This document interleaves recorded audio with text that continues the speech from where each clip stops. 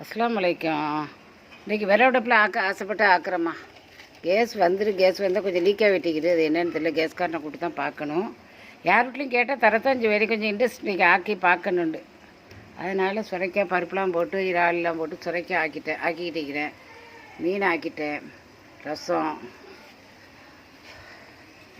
சோறு கொதிக்க சோறு, சுட மீன், புளியானம், சுரைக்காய் இறால் போட்டு பருப்புலாம் போட்டு ஆக்கிக்கிறேன்.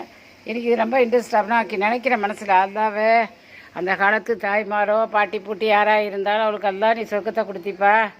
இந்த கஷ்டப்பட்டு அம்மி பிடிச்சி அரைச்சி வெங்காயம் வெட்டி, சின்ன வெங்காயம் அப்போ நாட்டு வெங்காயம் பல்லாரிலாம் வராது, எல்லாம் வெட்டி வேக்க ஆக்கி திண்டு அந்த பிள்ளைகளை வளர்த்திப்பாளே. அந்த பிள்ளைகள்லாம் எவ்வளோ நன்றி விசுவாசமாக வைக்கணும்.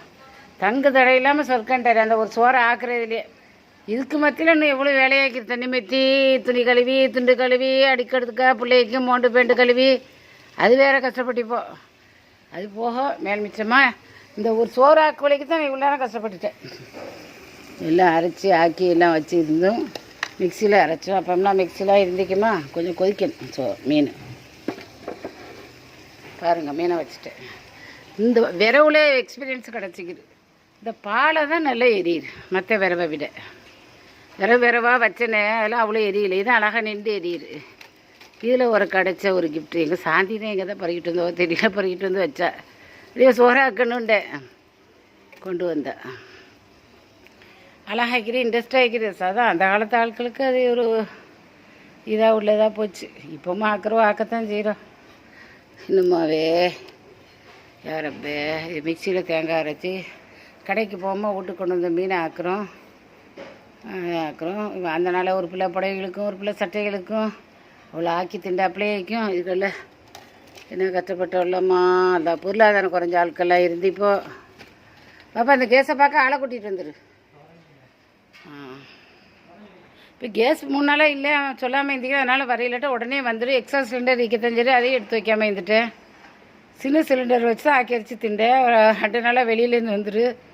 இன்றைக்கி 4ஆவது நாள் பார்த்துக்கோங்க. பார்த்தேன் அடுப்பேடு விரவு பிறக்கும் ஆக்கி பார்ப்போம். பழைய காலத்து ஆளுக்கு என்ன கஷ்டப்பட்டு திண்டிப்போம் ஆன்னு சொல்லி ஆக்கிட்டு